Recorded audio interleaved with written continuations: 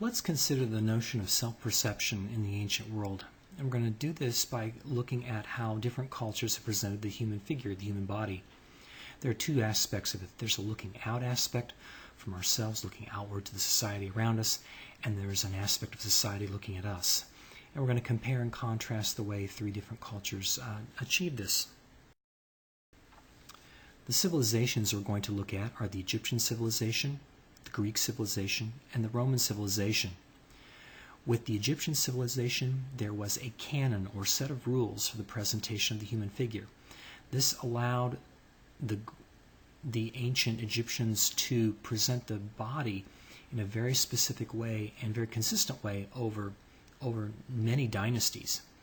There's also a very striking difference between 3D sculptural presentation and 2D wall painting presentations.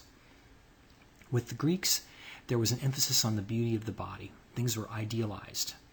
Not necessarily all the warts and wrinkles of a person, but again, the idea was to present things that were beautiful and ideal.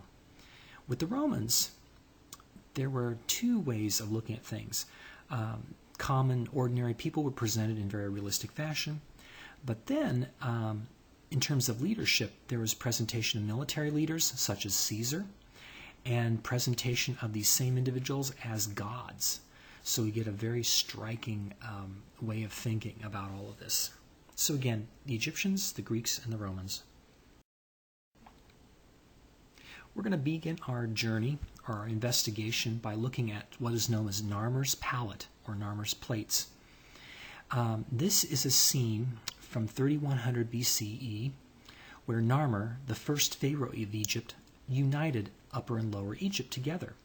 It was a political maneuver, it was a social maneuver, and it gave the Egyptians the foothold and the foundation they need to begin developing great society.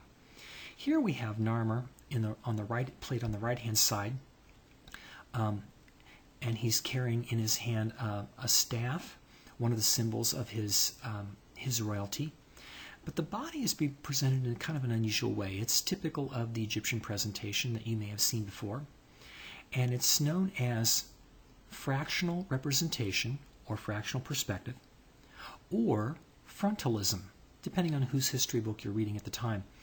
But notice how his shoulders and his hips are facing us, and his feet and face are pointing in a direction 45 degrees off to the left. It's because in this way the Egyptians were able to present as much of the body as possible, and were able to see and appreciate as much as could be shown. This particular palette or plate has a front side and a back side to it, and there are in this particular instance there are mythological creatures, and there are some other items that make reference to Narmer joining Upper and Lower Egypt together.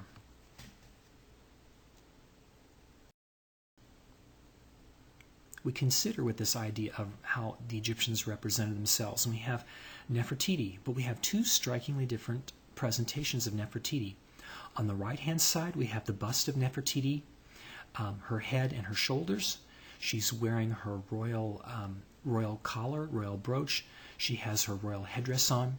She's wearing her famous makeup, the kohl, the makeup that she was well known for and influencing women ever since to wear makeup to beautify themselves. Notice the height of her cheekbones. Notice the texture of her skin. Notice the realistic colors of the flesh tones that are painted on this particular bust. And this was again created by Thutmose, who was in service of the royalty. In the ancient world, we don't know the names of artists. It's very rare. But because he was a beloved artist and he worked directly in the service of Pharaoh, we do know who he was and his name, and he was the one that created this bust of Nefertiti. This is in 1345 BCE, or if you're reading in an older history book, 1345 BC. Now, contrast this with the wall painting of Nefertiti on the left. Her arms are being held up, and there's a very flat appearance to this. Not a very realistic, but yet the Egyptians took this as a form of realism. They credited it as realism. Notice her eye. It's looking straight out at us. If her face were truly facing that direction, the eye would also be facing that direction. But here we have her eye looking straight out at us. And again, this is part of frontalism or fractional representation. Another interesting feature of the scene, we do see how her shoulders are facing towards us, and we're able to see her entire brooch, her entire collar, which is the same collar that she is seen wearing on the bust on the right. We also see something else interesting. If you look up in the center of the painting, there is a black oblong frame with some small objects and a bird in it. That is known as a cartouche, and that has, in hieroglyphics, her name written out.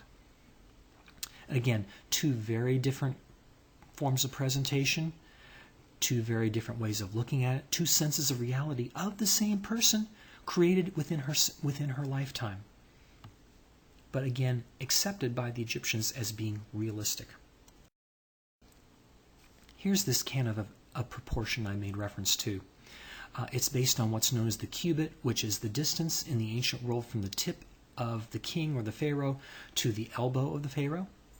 And human bodies parts are all in proportion. Now, if you take one person and measure the body proportions against another person, you will find slight differences. However, by and large, the Egyptians believed and worked with this concept of the human body pertaining particular proportions.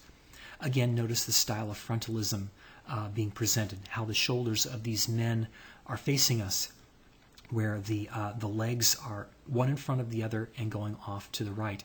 And notice in the particular drawings, the eyes are looking straight out at us. So this is how the human figure was viewed by the Egyptians.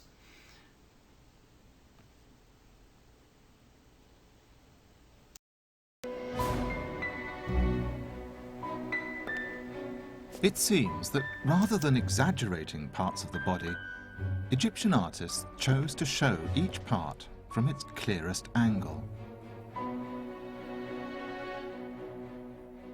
To understand exactly what that means, let's take the body parts one by one.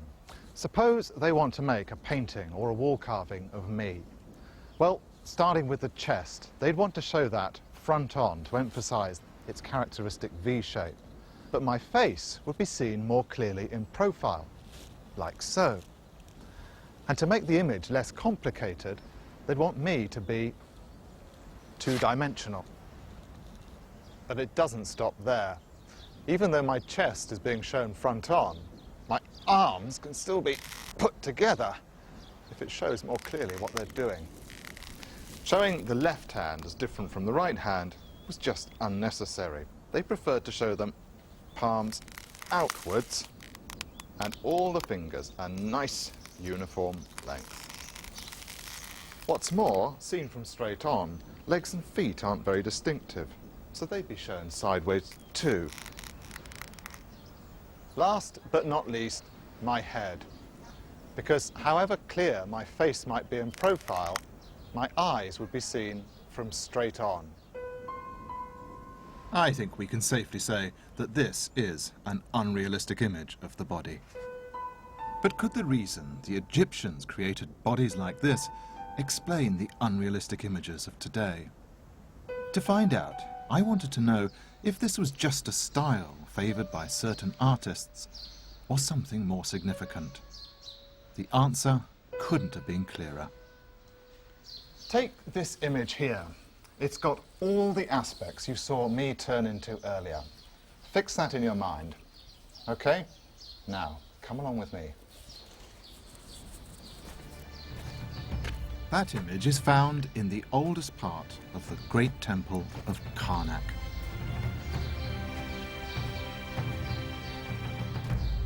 There are many impressive monuments in Egypt, but this place is truly awesome.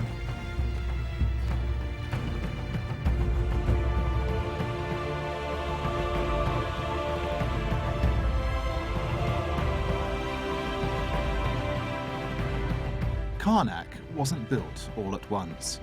It was added to, bit by bit, by successive pharaohs and generations of craftsmen. Walking through these columns, you walk through time. You can get lost in hundreds of years of Egyptian history.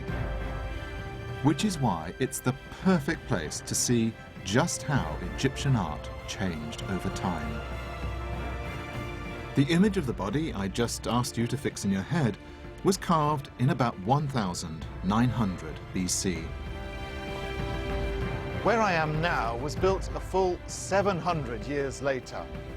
Over 50 million Egyptians had lived and died.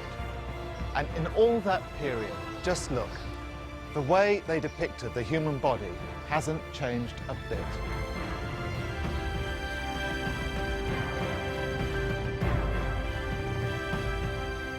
And that's just what you see here.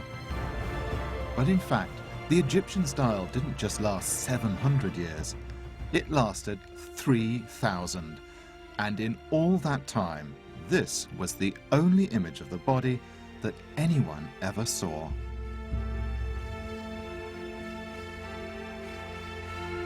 Just think of that happening today. Take, say, one of those Picasso paintings with the arms and legs and eyes all over the place. Now, imagine that was the only image of the human body you ever saw throughout your life. And then imagine it was the only image of the human body your children saw, and every generation up to the 41st century. Something powerful had made the Egyptians preserve this style for an immense amount of time. But what was it? The answer to this lies back underground. Not far from Karnak is the tomb of a priest called Ramose. Ramose was connected. His brother was chief artist to the pharaoh. So before his death, work began on decorating his tomb with some exquisite paintings and reliefs.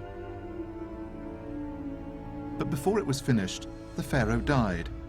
His brother lost the job, and work ground to a halt. Bad news for Ramose. Good news for us, because on one of the unfinished walls, archaeologists found some telltale signs, clues to why the Egyptian style never changed. Traced across the surface of the plaster are the fine red lines of a grid that covers the entire body. They analysed this grid, recording numerous details. The figure was 19 squares tall. The feet were 2.5 squares long. The pupil of the eye was 1 square off the centre line. They then applied this same grid to other images from all over Egypt. Sure enough, they fitted. This is why the style remained unchanged for so long. Egyptian society clearly didn't want it to change. Their images were driven by a shared obsession with consistency and order.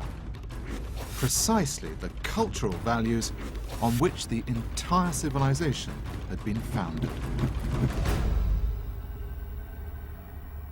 And once you've seen this obsession in their paintings of the body, you start to see it in everything they did. You see it in their buildings. The 3 pyramids at Giza contain enough stone to lay a wall around Spain. They're massive embodiments of the hierarchy that ran from the pharaoh downwards.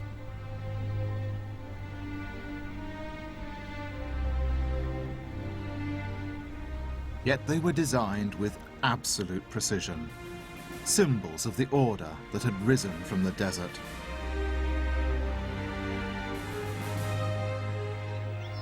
And you can also see this obsession with permanence and order in their statues.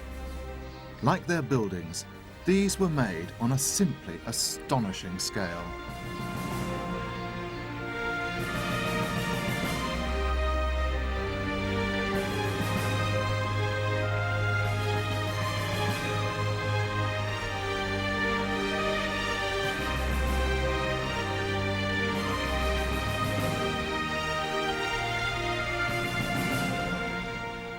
Where nomads had made statues to carry around with them, the Egyptians weren't planning on going anywhere.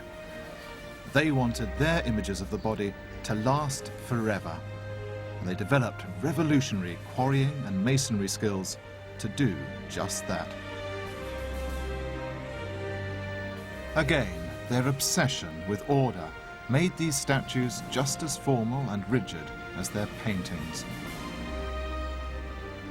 Egyptians created images of the body this way not because of how their brains were hardwired, but because of their culture.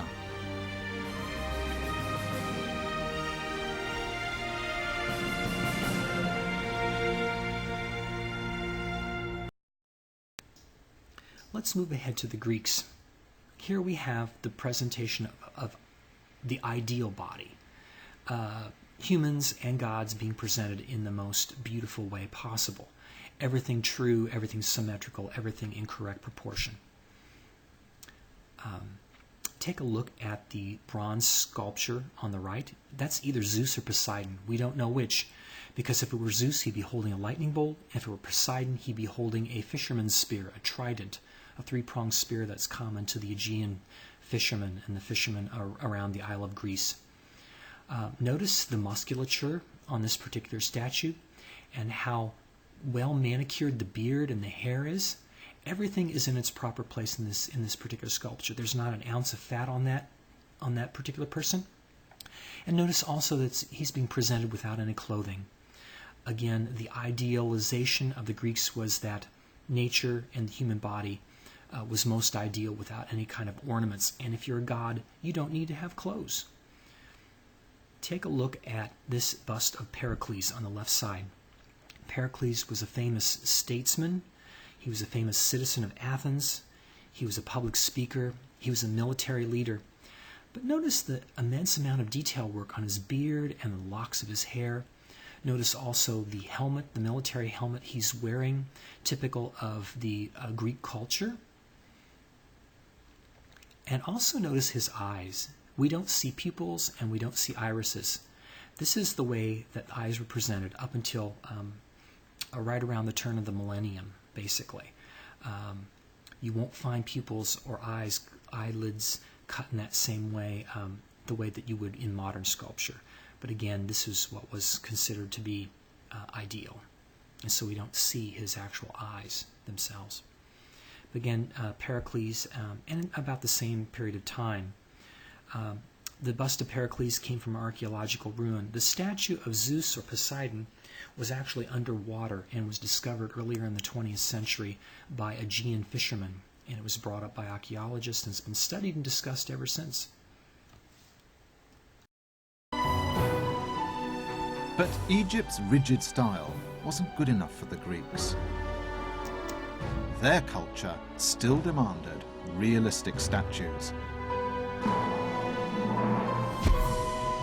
So they did something that no artists had done before. They used their eyes. They studied every detail of the human body. Bit by bit, they strived to understand exactly how to reproduce it in their art. Ears started to look like ears. Real torsos began to appear. Each artist building on the progress of others.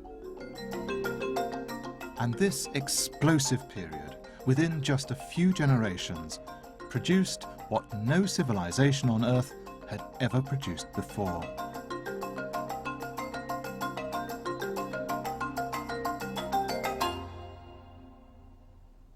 This is Critian Boy, and he's a milestone in the history of art.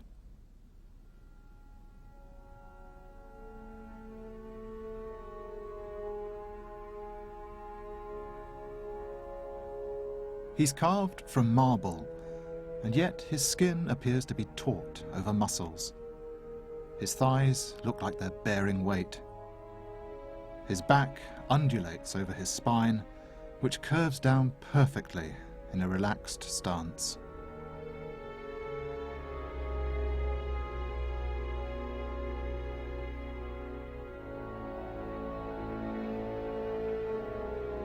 Greek artists had created precisely what their society had urged them to: a truly realistic human body.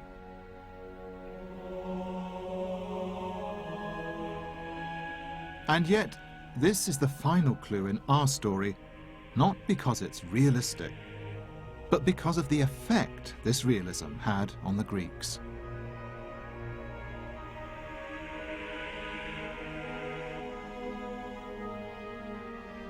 This exquisite statue gives us an absolutely historic moment.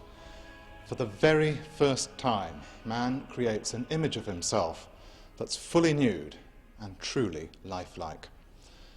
So, for the Greeks, this was like the pinnacle of artistic achievement. They'd reached their goal, art as the perfect imitation of life. Now they could carry on producing gorgeous statues like this forever. But that's just it. They didn't. Within a generation, the Greeks stopped making realistic statues like this. But why? Why, when their culture had made them strive for reality, did they almost immediately abandon it? The answer reveals something fundamental about us as human beings. When it comes to images of the body, we're driven not just by culture, but also by something we thought existed only in the earliest humans. It's that primeval instinct to exaggerate, as observed by Professor Ramachandran in The Venus of Willendorf. The instinct, he argues, is hardwired into the brains of all humans, even if in some cultures it was suppressed. The principle of exaggeration must be something that is hardwired in the neural machinery of the visual pathways in the brains of every human being. And when you speak of universals, you have to realize that what's universal is the propensity to do this, but this can be overridden by culture. For example, if you look at Egyptian art, the pictures of anything are highly rigid, highly schematic, and they lack the energy and movement and vigor that you could convey in the human form using the principle of exaggeration. Professor Ramachandran is convinced that Greek culture now had the right ingredients to reawaken this ancient instinct. And it was this that made them reject the realism that they'd created. The problem with the Critian boy is it was too realistic, and that makes it boring. If art's about realism, why do you need art? You can just go around looking at things.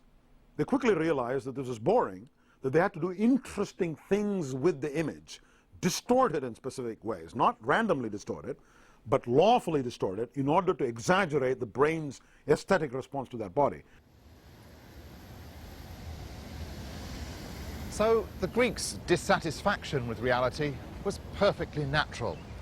They couldn't know it, but they were pre-programmed to want more. Like the nomads, thousands of years before them, they were hankering after something more human than human.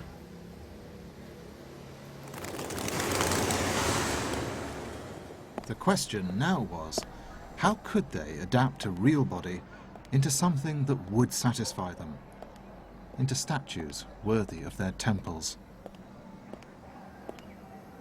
The race was on. This was the new challenge facing Greek artists. Merely exaggerating muscles wasn't enough. They had to discover their equivalent of the red striped stick.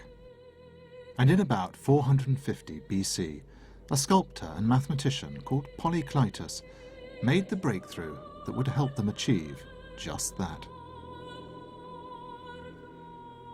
Polykleitos wanted to find a way of showing the physical potential of an athlete. He wanted a body that was both relaxed and yet appeared ready to move. He created a series of theoretical rods passing through key points of the body. He also divided the body down the center and across the middle. And with these 4 quarters marked out, he began to move his figure in specific ways. he bent one knee and moved the same foot to ensure that it bore little or none of the body's weight. He bent one arm and left the other relaxed. He rotated the body so the hips and head faced one way and the chest the other.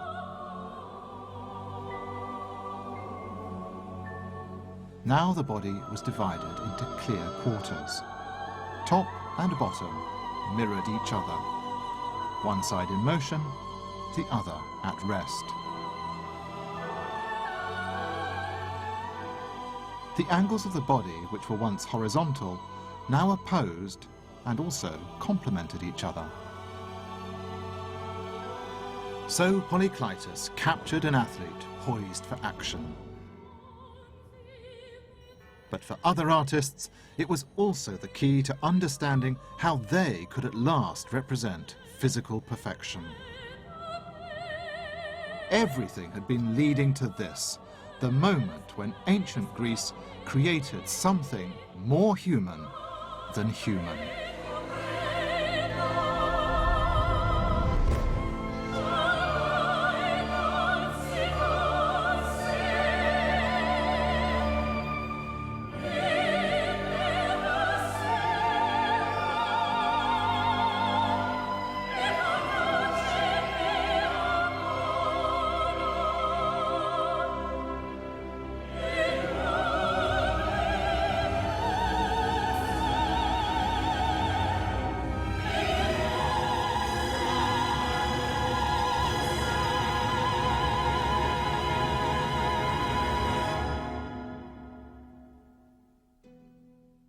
They are known as the Riace bronzes. They are what Stefano Mariottini found on the seabed. Now displayed in Reggio on the southernmost tip of Italy, they're relatively unknown to the world at large. And yet, I'm not alone in believing that nowhere on earth can you see sculpture as astounding as this. I have seen a lot of statues in my time, and from all over the world, but nothing quite matches these in terms of skill and execution. I'm not one to gush, but if you pressed me, I'd have to come out with it, that these are absolutely the best statues ever made. As many modern sculptors are embarrassed to admit, this quality of craftsmanship, this subtlety of detail, is impossible to achieve today. It is genuinely hard to believe that these were made not just before the Italian Renaissance, but 2,000 years before. Inspired by the rules of Polykleitos, the arrangement of the limbs, the direction of the head and chest, make them seem alive. In fact, at first glance, they appear to be as realistic a representation of the human body as you could hope to find. But then, when you look again, you realize that there's something not quite right.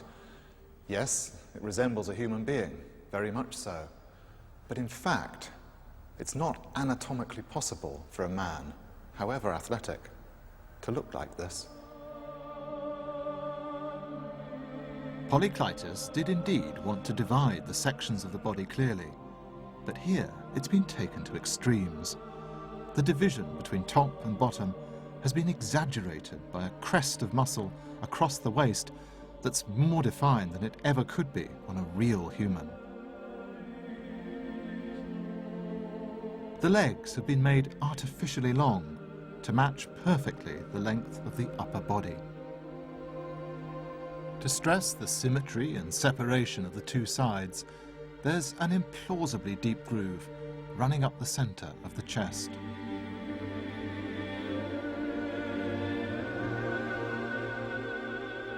And while the chest muscles are totally relaxed, the muscles on the back are tense and impossibly well defined. The central channel of the spine is deeper than you'd ever see on a real human.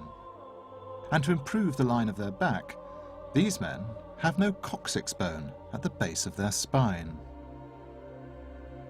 These are unrealistic bodies. Reality's been exaggerated. And that's why they're so overwhelming. The instinct to do this had been alive in the brains of early humans and had now been revived. The first civilization capable of realism had used exaggeration to go further.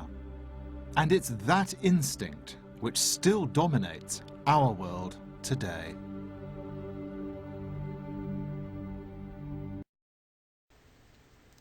Let's take a look at Roman representation now. The Romans had a great love of nature and a great love of life, and there was a dichotomy there. From regular, ordinary people, they wanted to present them as realistically as possible. For their leaders, however, they wanted to present them bigger than life, and literally as gods at different points, because it was believed that the Caesars or the emperors of the time were appointed by the gods, or were actually gods on earth. But let's take a look at these very human people that we might be able to have dinner with if they were alive today. Let's take a look at the old man on the right. He's wearing a cap to keep his head warm, reflecting a little bit of his station in life, but it's a very nicely crafted piece of cloth and fabric. It's well sewn together. It's not just something thrown up there. It's a regular headpiece that he has. It's his favorite hat. Notice the depth of the carving of the lines on his face. Notice how three-dimensional and solid and lifelike his face looks with his cheekbones, his ears, the way the muscles are forming around his mouth. And even take a look at the implied hair on his eyebrows. Again, the Romans were very concerned with presenting things as lifelike as possible for common citizens or ordinary citizens. On the left, we have a wall painting. It's a fresco that was discovered in Pompeii. Pompeii, the great city that was buried under the ash of a volcanic eruption and then was later discovered or rediscovered. We have a man and a woman, and they're both carrying or holding things. She is holding some type of stylus or writing instrument. He has in his right hand a scroll rolled up. These are symbols of scholarliness and scholasticism and teachers. These two may have been scholars or teachers. They are both coming from wealthy backgrounds. Their clothing is very well appointed, nicely woven, and very comfortable looking. And they were well respected in the community. And because of this, they had the money to be able to commission a couple's portrait that was on their wall. Something I want you to pay attention to. Look at their eyes. You actually see the pupils and the irises painted on this particular wall painting. Okay. And again, the Romans were very concerned with realism for common people or people of stature if they had this opportunity to be represented in this way.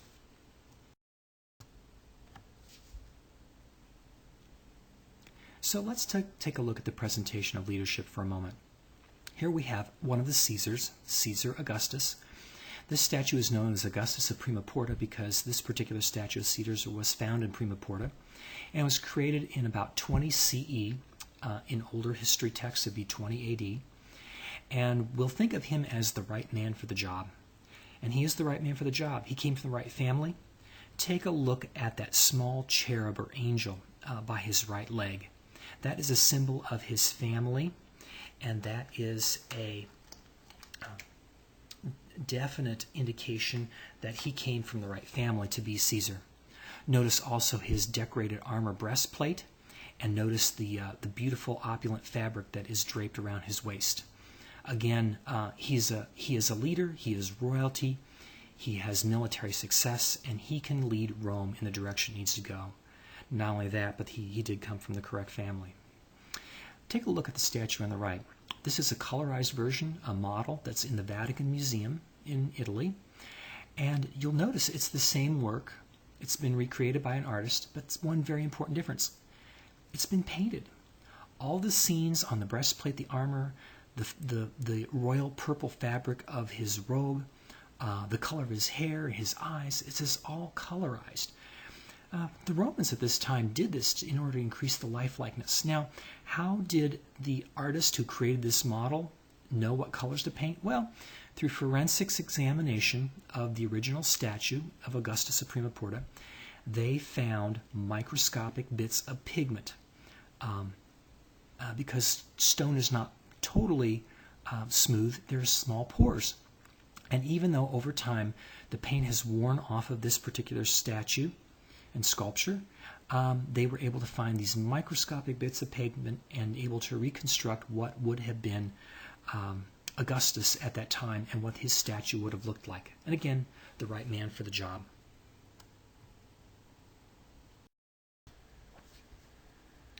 Here we have a close-up view of Caesar's military breastplate. Notice the scenes that are on it, the picture of Caesar receiving the proclamation of the gods in the conquest and his military success. It's an extremely detailed breastplate.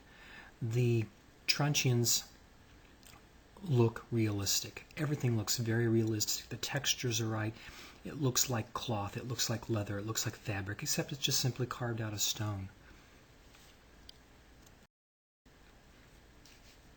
Here are two contrasting perspectives.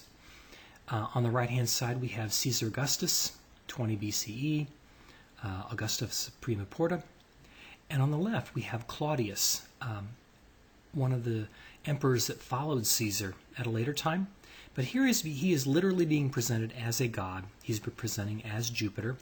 He's wearing the laurel wreath around his head. He has a staff, a tall staff. His arm is out. The fabric is draped very differently over his body. Part of his body is exposed in the way that a person might in a statue of a god as opposed to a mere mortal man. And we have the symbol of the Republic, the eagle, down by his right leg, helping to support his right leg and keeping him from being broken off the ankle, so to speak. But again, this is the way that the Roman government wished to present its leaders to the people. Now, one wonderful thing about the age we live in is there's a great deal of technology that's able to help us come up to receive answers to questions that we have. And we can experiment with things using this technology. Let's watch this clip about using 3D printing to create small-scale replicas of statues that were found in a particular archaeological site. And people are trying to figure out the relationship of the statues to one another and how the statues might have been placed. My name is Matthew Brennan. I'm a digital modeler with the Virtual World Heritage Laboratory, and I'm here to talk about our process of photographing statues or casts of statues and using those photographs to create a 3D model. We start by taking 100 to 200 photographs all around the statue from every angle. We then load these photographs into a photogrammetry software that registers the photographs to each other and is able to reconstruct geometry representing the statue. We have found Autodesk's 123D cache to be ideal for this. We call the result the state model. It is a representation of the way the object looks today. In a second step, we then digitally restore the statue to the way it might have looked in antiquity. We use Pixelogic's ZBrush to restore elements of the state model that might be missing or damaged. These could include fingers, noses, or arms. We also use ZBrush to restore missing or faded color. The result is a 3D digital model that can be used in various ways. For example, we are able to place it in a digital reconstruction of the space where the statue was originally displayed. Here we see the Amazon Shara displayed at the northern end of the Canopus at Hadrian's Villa. Finally, once the digital model has been restored, we can use a 3D printer to print out a small reproduction of it. 3D prints are useful for a variety of reasons. For example, they facilitate study of the arrangement of statues in their ancient context. Here we have an example, 16 statues of Niobids from Hadrian's Villa. We know they were exhibited in the so-called Stadium Garden. but we don't know which statue was next to which. With 3D prints of the statues, we can easily experiment with different solutions.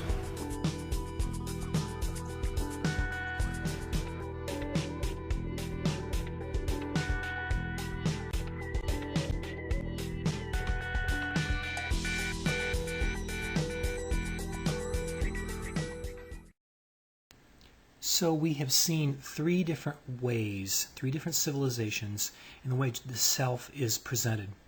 It's a matter of self-view. It's a matter of the self looking outward to society. It's a matter of society looking at the individual. And the objects themselves and the stories that they tell are these particular artworks.